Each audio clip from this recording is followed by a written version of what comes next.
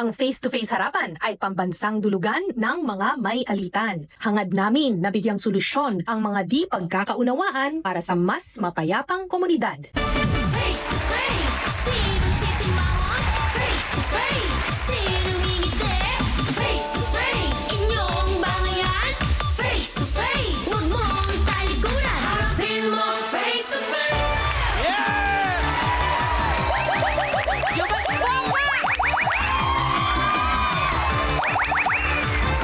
Yes! Hello, good morning mga kapatid! No to perwisyo, no to toxic. At kung hindi ka makikisama sa Team Puti, out ka na dito sa Team!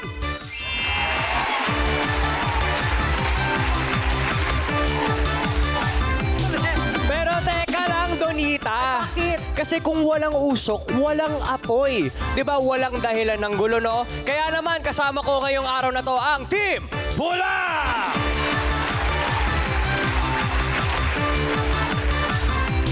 Tigilan na natin yan! Tama na yan! Simulan na natin ang... Face to face, harapan! Mas matindi pa sa usok ang tama ng kanilang mga komento. Please welcome our harapang tagapayo. Wala nang mas titindi pa sa paso ng mga salita, lalo mula sa eksperto, Dr. Camille Garcia. Huwag pairarin ng init ng ulo. Seya ni Dr. Love, Brother June Panag.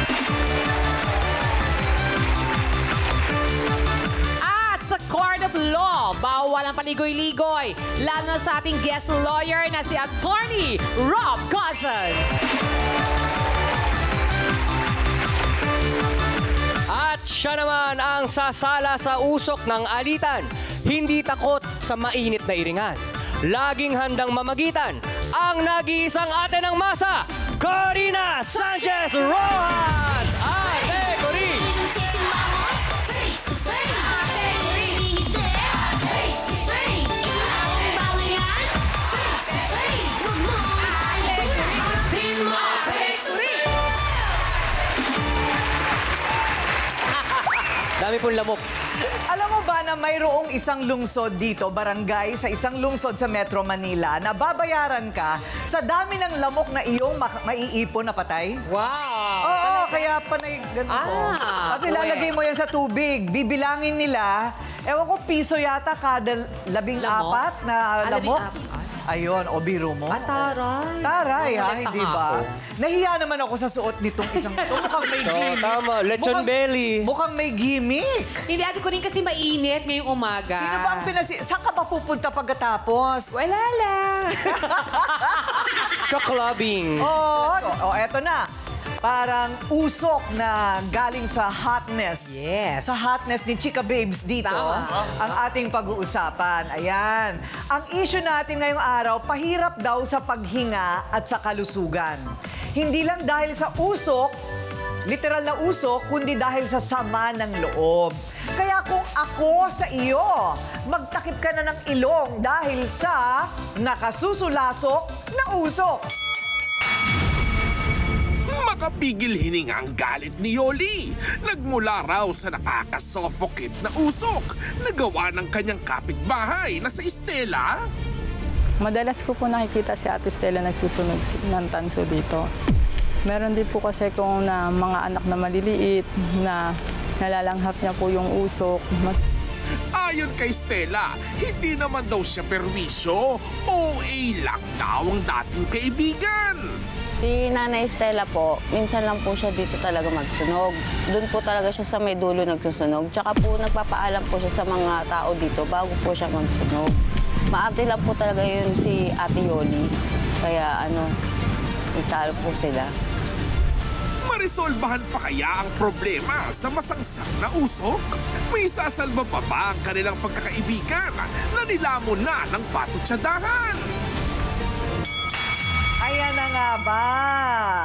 When there is smoke, there is fire. Sabi nga nila, siya ang nagrereklamo laban sa dati niyang kaibigan dahil sa paulit-ulit daw na pagsusunog ng tanso. malapit sa mismong bahay niya. Nako, ibig sabihin, toxic yan. Kapag nalalanghap mo yan, nako, nakakadulot ng sari-saring sakit sa katawan. Yoli, humarap ka na.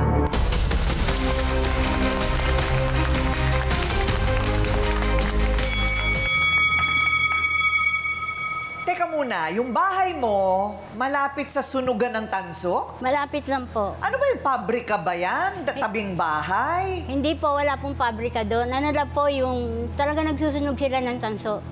May ganun pala, ano? Parang kinabubuhay siguro yun ng isang ano. Oo, may sari-saring hanap buhay ang nadidiscover ko dito Mahal sa... kasi ang tanso, Ate Coring, pag Oo. pinakilo mo. Opo. Mahal po siya. So, binibili yun. Opo, Binibili yun. binibili. Saan na nakukuha yung tanso? Sa mga...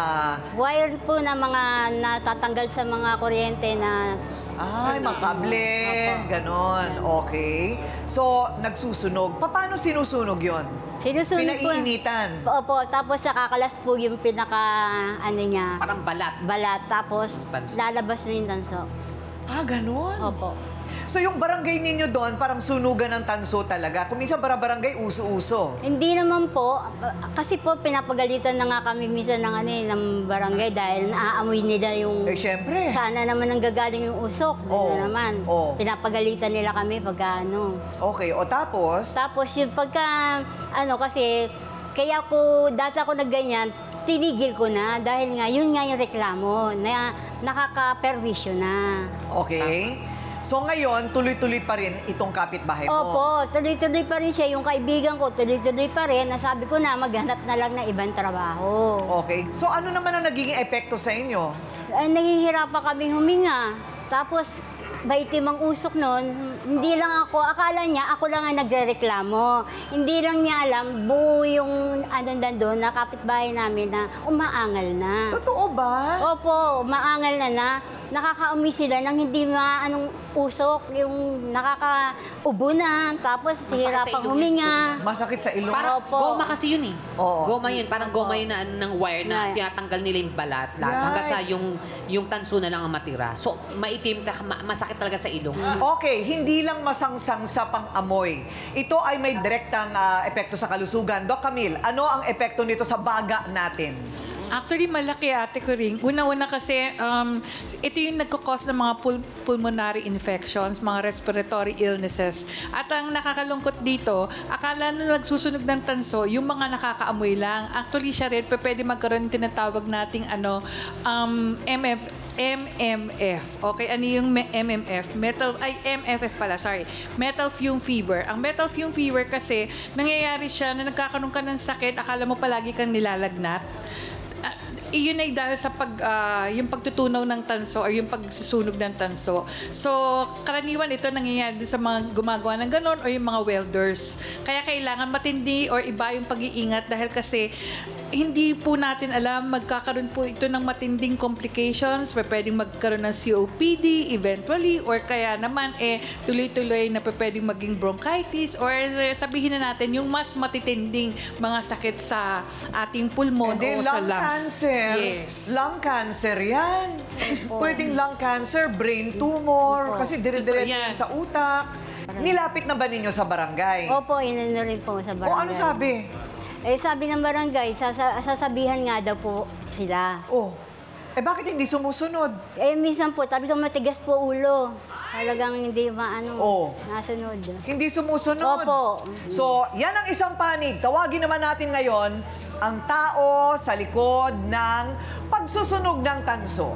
Estela, totoo ba? Humarap ka na.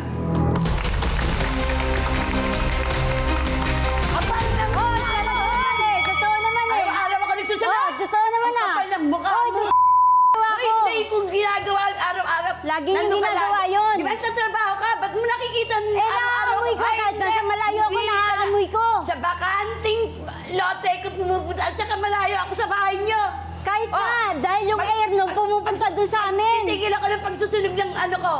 Ikaw magpapakain sa mga apo ko? Siyempre, ako nga umanap na ako ng ibang trabaho eh. Ano nga yung edad ko? May kukuha pa ba trabaho sa akin? May kukuha pa ba trabaho sa akin para kunin ako miski ka sa bahay? Yun lang ang dahil, inaan mo kang init at saka init. Ano ka ba? Talagang inaano ka? Siyempre kahit na kahit anong trabaho pwede natin pasukin. Ayun nga, matanda na ako. Ikaw bata ka. Inusulit mo ako sa edad mo. Hindi lang Sa pala sarili bahay natin natin. kailangan, isaalang-alang din natin ang kalusugan ng ibang tao, hindi lang tayo. So, na-establishan na natin na ang pagsusunog ng tanso kapag nalalanghap yan ng mga kapitbahay o kayo mismo, Nanay Estela, at ng iyong mga apo, pamilya mo mismo, nakamamatay yan. So, ang ating tanong, ikaw ba'y isang mamamatay tao? Hindi po. Yan ang tanong natin. Sagutin natin yan ng masinsinan para maintindihan nating lahat kung ano ba ang epekto ng pagsusunog ng tanso. Sa pagbabalik ng Face to Face, harapan. Face to face, sinong sisimangot? Alam mo, Donita, ako kahit spray net lang, pag nagganyan ako ng spray net, lalayo ako para hindi ko malanghap yung usok na dito, di ba? Masyado akong praning pagdating sa kung ano yung aking nalalanghap. Kasi nakakatakot yung epekto sa baga. Kayo ba hindi natatakot? May wala naman po akong pagkakakitaan, mami. Kahit tanda na po ako, mag-a-apply nga po akong miski kasambahay, wala naman po tumatanggap. Sabihin po sa akin, matanda na nararanda po, hindi naman daw po pwede na bata po ang kinukuha nila. Ilang taong ka na ba? 61 na po ako, 61. Mukha ka pang bata. Sa palagay mo, malakas ka pa naman. Siguro po. Wala ka namang sakit. O, ayun naman pala, marami ka pang pwedeng gawin. Nga nga po. Magkano bang kinikita? Malaki-laki rin ba ang kinikita Opo. sa pagsusunog ng tanso? Magkano? 400 po isang kilo. Minsan po din, 400 pesos isang kilo. Kung magtitinda ka ng barbecue... Maski po ulam, ma'am, marunong naman po ako magluto. Yan na nga ang sinasabi ko. Wala naman po akong punan, ma'am. Ito na nga. Kasi kung magtitinda ka na lang ng pagkain, barbecue, toppings, kikita ka 500 isang araw O 500 isang araw. Hindi ka pa kailangan magsunog ng tanso. Hahagilap ka pa ng tanso kung saan-saan. Hahanap ka pa ng bebentahan. At pinapatay mo pa unti-unti ang sarili mo at ang lahat ng mga nakakalanghap. Kasi kailangan natin aminin na yung nalalanghap natin mula sa pagsusunog ng tanso ay nakamamatay. Kailangan talaga nating aminin yan. Ma'am, ganun nga po. Alam ko naman po nakakaano po yun. Kaya alam ko, wala naman po talaga akong makukuhang Alam mo, hindi ko maintindihan, Attorney Rob, bakit ang mga barangay inutil sa pagpipigil ng ganitong klase? Kasi una, illegal. Nakapapatay, nakakasama sa kalusugan, bawal. Ba't hindi nila ma-enforce? Di po nila ginagawa ang kanilang trabaho, kaya maaari naman ho silang makasuhan for their neglect of their duties. Because their power po kasama po sa kapangyarihan ng barangay na ipatupad ang batas. Actually, dalawa ho ang batas na aplikable dito. The Ecological Solid Waste Management Act at saka yung Clean Air Act. Dalawang basis na nga ho ang pupwede nilang arestuhin mismo yung taong nagsusunog ho ng walang permiso. At saka yung barangay captain na hindi mapasunod yung kanyang maaari constituent. po silang mapanagot sapagkat po napakalala ho nito. Ang state policy po natin sa Clean Air Act ay polluters must pay. Ayun. Kayo ba'y sumubok na ba kayo sa ibang klaseng negosyo? Wala nga po kung may lang po talaga ang ko Labada. Ayaw mo ba ng labada? Labada po, hindi ako tinatanggap kasi nga po, magsasakit na din po yung tulog kapag nauupo po ako. Ganon. So, ilang taon na yung mga apo mo? Bata pa po, isang 12 lang po at saka po isang 8 taon po. 8 years old, 12 years old, exposed na sa ganyan, kabataan pa lang. Ano ba proseso yan? Maghahanap kayong tanso? Opo. Saan kayo nakakahanap? Ibinigay po sa NLEX po, may giniba pong bahay, may binigay lang po sa akin na tanso. Yun lang po, tapos sinusunog ko. Hindi naman po araw-araw kasi nga, hindi naman po karamihan po yung na yun yung tanso na yun. Kaya lang, hindi ko naman pwedeng po na talagang pagsunog lang po talaga ang Wala ka ng asawa, natutulungan kang kumita? Wala na po, ma'am. Bakit? Nasaan? Balo na po ako. Ha? Balo na po. Balo. Namatay. Bakit? Ano ikinamatay na asawa mo? Cancer po. Ako, cancer. O saan? Cancer ng ano? Sa baga. Baga. O, ayun. Ayan na ang ating Exhibit A. Right? O, kasi kung yan talagang kabuhayan nyo, Yan talagang ikamamatay ninyo. Biro mo yung apo mo, batang-bata pa lang. Iwasan na natin yun, Nay. Ha? Pero kung sakasakali ba, willing ka naman na magpalit ang hanap buhay? Ma'am, kung meron lang talaga po akong makukuha, di naman din po ako pautangin. Kung ano, kasi wala naman din po akong pambabayad. Eh, yun na nga sinasabi ko. Yung pag ikaw ay nagbabarbecue ka lang o mag-ewan ko kung ano pa. Mga 500 ka isang araw. Kesa naman dyan lang. Kasi kung minsan, hindi talaga tayo naghahanap din ng paraan. Oh, yun ang tanong, bakit ang barangay ninyo walang magawa? Kaya gano'n. Bakit nga? Bakit, Aling Yoli? Hindi mo ba sila kinakalampag doon? Kinakalampag ko rin po, pero ang inaano nila sa amin na huwag nyo nang ulit gagawin. Hey, nako, hindi ganun yun. Dapat yan merong kaparusahan, merong pag-aresto, ganyan, binabantayan kayo. Di ba? Oo, so hindi lang ikaw ang nagrereklamo. O hindi po. Kasi nga sinasabi, Estela, hindi na lang daw siya, marami daw sila. Ay, ano po yung isa pa rin... Kasi nga natatakot nga sa kanya eh, dahil baka mamaya anuhin niya eh. Dahil kaya ako na lang yung naglakas loob na nagreklamo sa kanya. Dahil para matigil na. Pero hindi lang ako ang may ayaw. May mga kapitbahay tayo na ayaw na din nila. Eh, isa din yun, ma'am, na nagsusunog din eh. Kaya gano'n. Kasama namin din yun eh. Pero siguro lahat yung mga yun tumigil na. Eh, sila lang dalawa po ang tumigil. Oo, marami pang iba. Meron po kaming mga kasama na nagaganon din po. Pag nakukuha lang pong tanso, hindi naman po yung talaga araw-araw kami Tsaka malayo po, bakanting lote po. Malayo na. Amoy nga namin, yung mga sampay na nga namin, nangingitim eh. Naku, nangingitim. Talaga maitim lang ang damit nyo, maitim ang paglalaban nyo. Sampay namin. Alam mo, kahit medyo malayo, meron pa rin epekto yan sa baga. Ito, mainit na usapan at mausok na issue. Mas lalo pa kayong tumindi ang tensyon sa pagharap ng kanilang mga kakampi. Ayan na, yung ibang nauusukan. Abangan sa aming pagbabalik, ito ang Face to Face Harapan.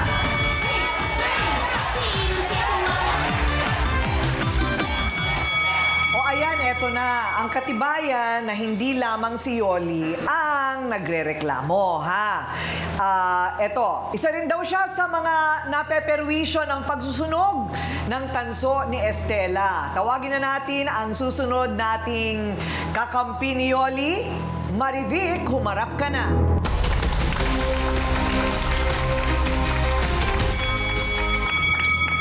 Naku, mabuti nga, wala pang Hindi ka pa ba nagkakasakit? Nagkakasakit na nga po, malapit na. Anong mga sakit mo? Yung ubo-ubo na nga ako eh. Eh, paano naglalaba ka, nagtutuyuan ka ng pawis? Hindi. Hindi yun. Hindi yun doon sa nakukuha. Mas nakukuha ako ng sakit sa tanso.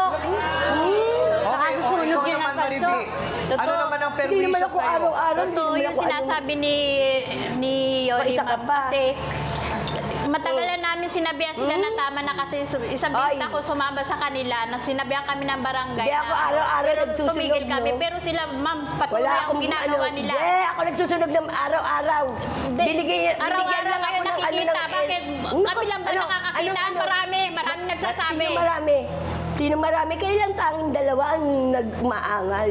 Kasi marami nagrereklamo sa inyo, hindi rin kami. Mga naging ano lang kayo, meron kang naging tindahan. Yung theory ko anong ginawa, may hika, nasa ospital.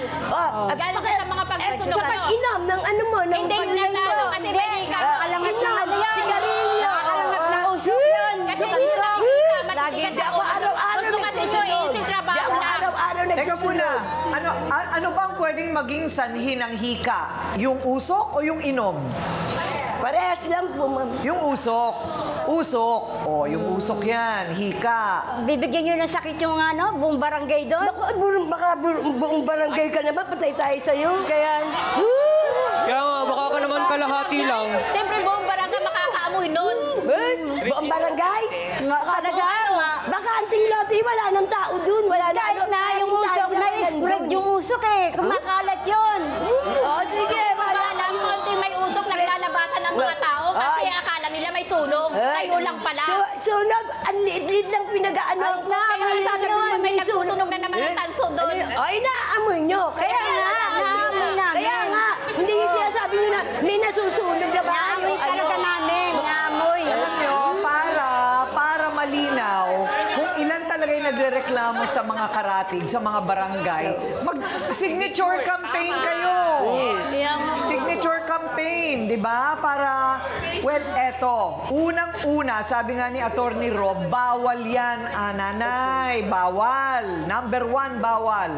So, kailangan pa ba talaga na magkaroon ng signature campaign para mapatigil yan? Ang problema, hindi lang daw siya. Ilan daw sila na gano'n ang ginagawang hanap buhay? Kasi nga, yung barangay, hindi ba? O, talking about barangay, nandito ang isang kagawad sa kanilang barangay. O, eto na, si Kagawad Sally. Sally! Kagawad, hello po. Actually po, nung dati po nung sila palang apat, talagang pasaway na po sa barangay. Kapag ka po may nagrereklamo, agad naman po kami nagre-rescue sa kanila. Ang problema po, pagdating po namin doon kasama yung mga tanod, wala na po sila doon. Nawawala sila. Maya-maya po, pag may balik na naman sila. Pagpatawag na naman po, ayun, lagi nawawala na lang po sila. Lagi naman po rescue yung barangay, ma'am. Hindi naman po masasabi na pinababayaan namin yung ginagawa nila. Pero paano ba yung kagawad? Kunwari, picture. Madali lang yan, cellphone. Mapipicturean mo na. Hindi mo na kailangan hulihin in the act. Di ba? So, ano ang pwedeng mangyari sa kanila? Alam na po nila yun, ma'am. Sinabihan na po namin sa kanila, kapag once na naulit pa yon, hindi na kami ang dadampot sa kanila kundi kapulisan na. Kapulisan na? Yes po. Ayun. Kailangan talaga enforce the law. Yes po. Para tumama lahat, hindi ba? O, ito pang isang mong huhulihin. Dali lang, ito pa, may isa pa. Ito naman daw ang nakakaunawa sa pinanggagalingan ni Estela. Tawagin na natin ang kakampi ng inirereklamo. Neboy, humarap ka na.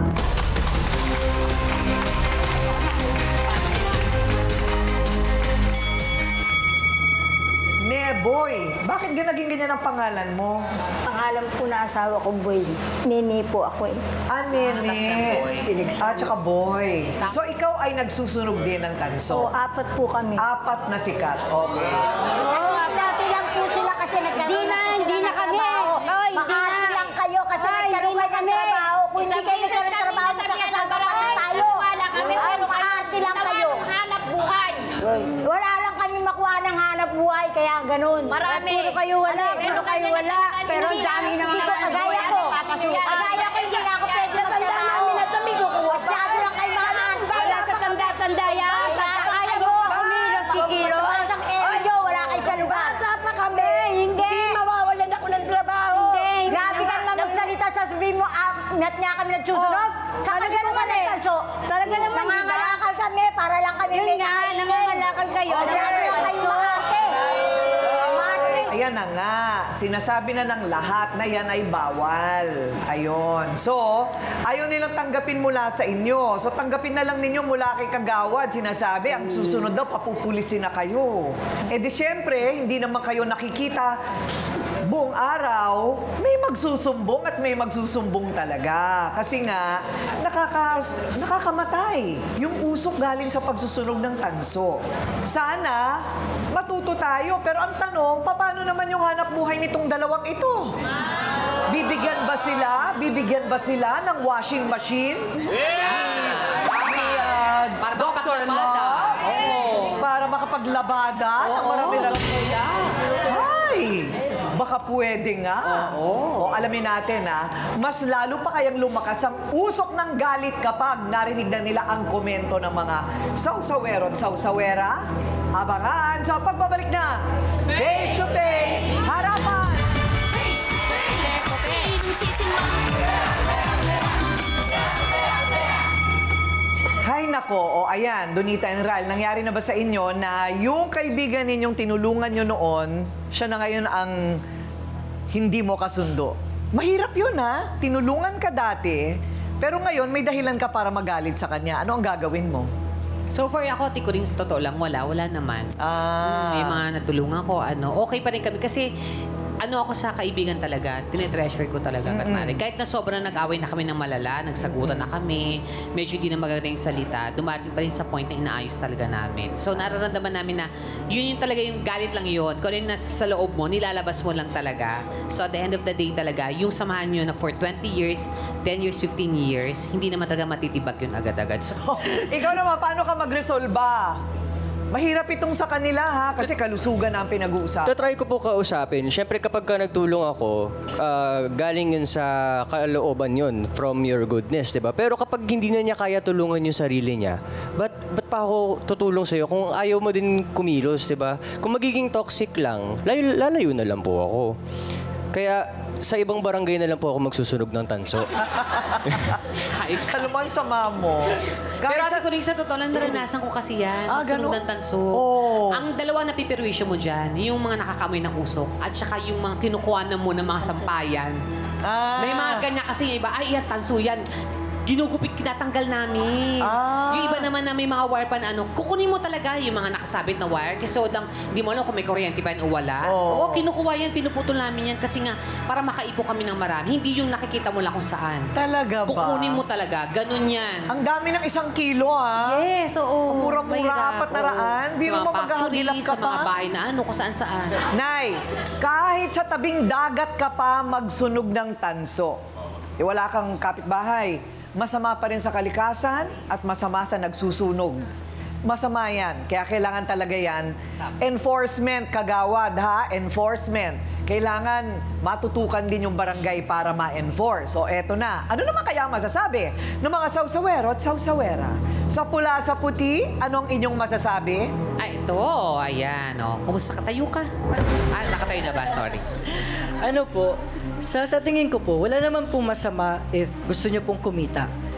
Pero nagiging masama lang po siya kapag nakakapag-perwisyo na po kayo ng ibang tao. Lalo na po, hindi lang po sa tao yung perwisyo, pati po sa kalikasan.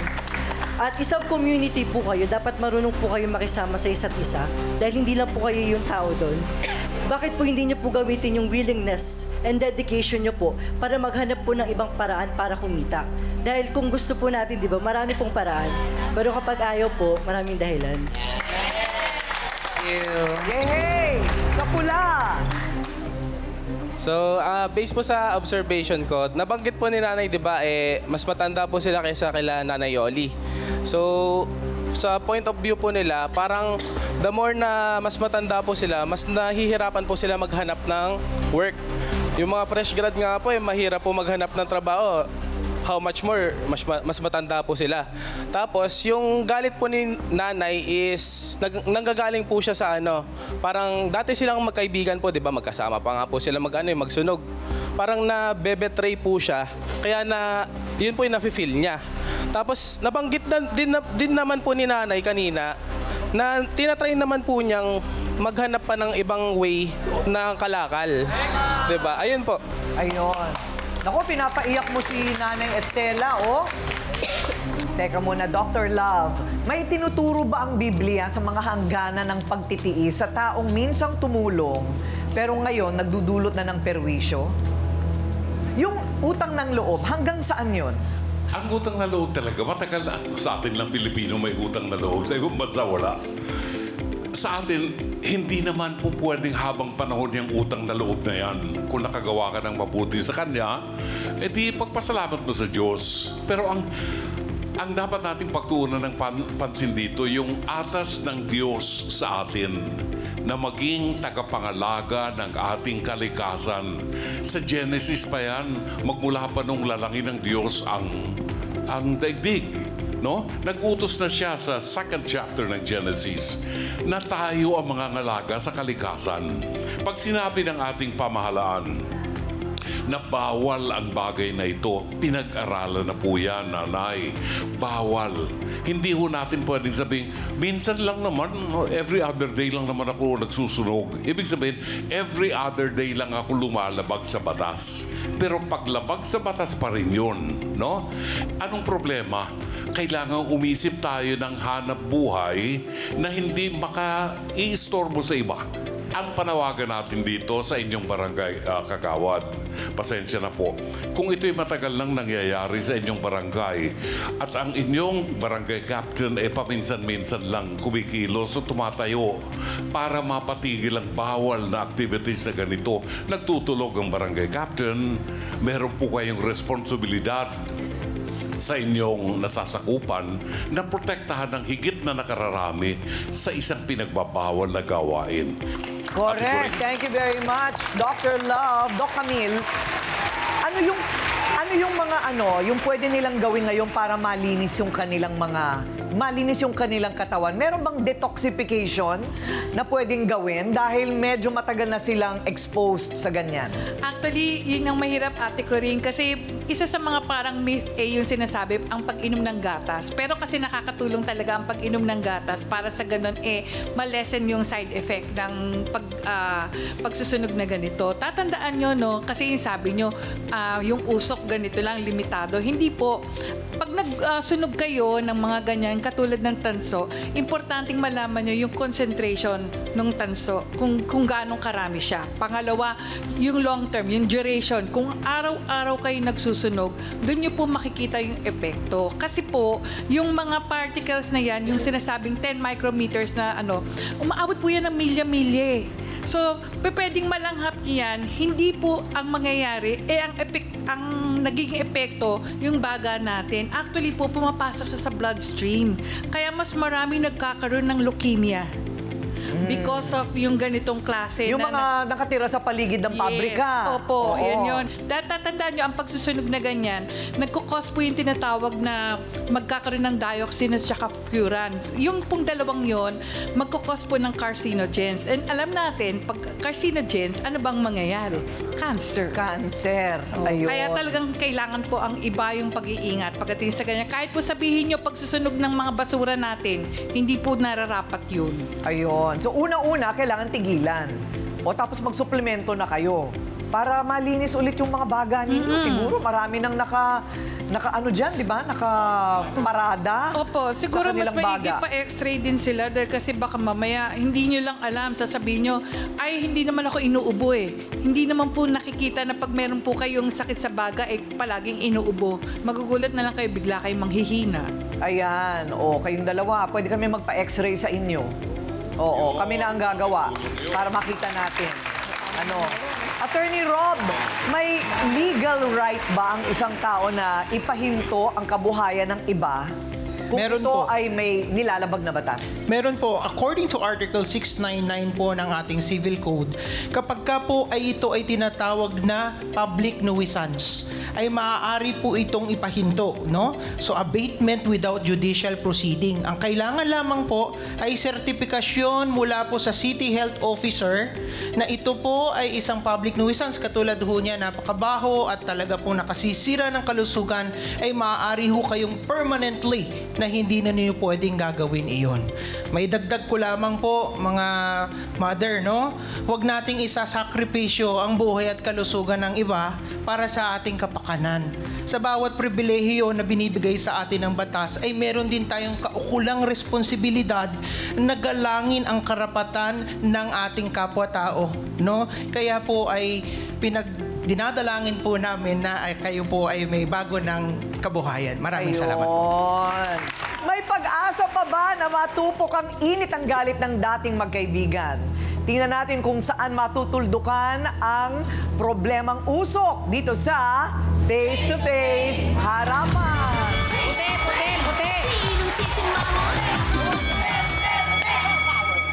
Ay nako. Ito na nga ba ang sinasabi ko, talagang sa kahirapan kumakapit tayo sa patalim.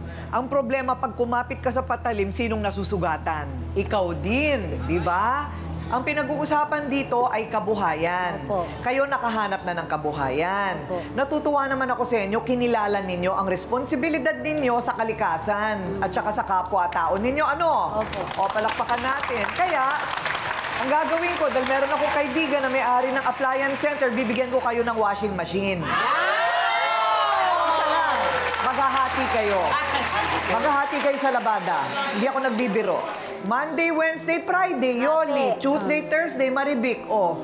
So, makakatulong sa inyo, hindi ba? Malaking bagay po. Oo, malaking bagay yun. O baka pag-awayan ninyo yung washing machine, ha?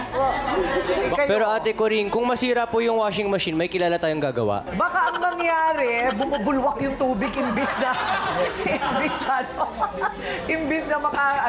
labada. Ate Coring, baka pabaliktad naman yung hélice niyan. Kaya nga, pababa. Ipapasok mo ng malinis na labas ng madumi. Okay, so, teka muna, Estela at Neboy, kayo naman, ilalapit namin kayo sa TESDA. At bibigyan namin kayo ng kapital pangkabuhayan. Oy! Maghahati sila, maghahati din kayo, ha? Maghahati din kayo. So, galingan ninyo, magtulungan kayo sa pwesto at hating kapatid ang kikitain. Paikutin ang pera ng tama, tuturuan kayo ng test na tigilan na ninyo yan kasi wala naman kayong choice. Padadampot na kayo ni Kagawad eh. Diba? Wag na ha. Okay na. So wala na tayong mga problema. Titigilan na daw nila yon. Pag sila nagsumbong, wag nyo silang sisisihin. Kasi bawal talaga yun. Okay? Bati na kayo? Okay.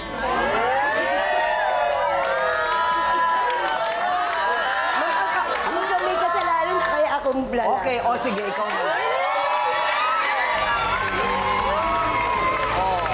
Diba? Anong sabi niya? Ako naman ang may kasalanan, ako nang lalapit. Ay, ang ganda. Diba? Ganyan talaga ang style ng mga may kasalanan, sila pa yung galit. Di ba? Ganun talaga yung mga may kasalanan. Sa una lang naman po. Sa una lang? Kunwari lang yon. Alam ko na yung style na ganyan. Alam po ninyo, may dahilan kung bakit may mga batas laban sa gawain na nakakasama sa kalikasan. Kasi ito po din ay para sa tao.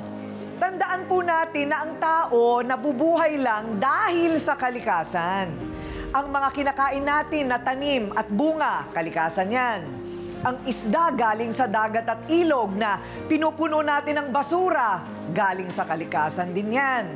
Ang hangin na ating nilalanghap para tayo'y makahinga.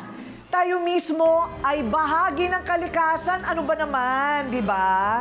Kaya naman, kapag tayo ay sumusuway sa batas, matindi rin ang hagupit o ganti ng kalikasan sa atin. At wala tayong pwedeng sisihin kundi ang kawalan natin ng respeto sa likha at regalo sa tao ng Panginoon. Yon, yung pagmamalabis na yon, kaya tayo nagkakasakit. Okay?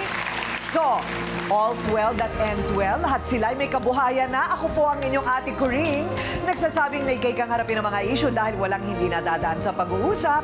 Basta dapat may mukha kang ihaharap dito sa Face to Face Harapan! Okay na? Face to face. Face to face. Face to face. Face to face, harapan tayo. Face to face, problema'y solusyonan. Tayo na ating pag-usapan. Face to face, tama ng okrayan. Sabunan sa puting tama o mali. Kumpuni ang serbisyo o perwisyo?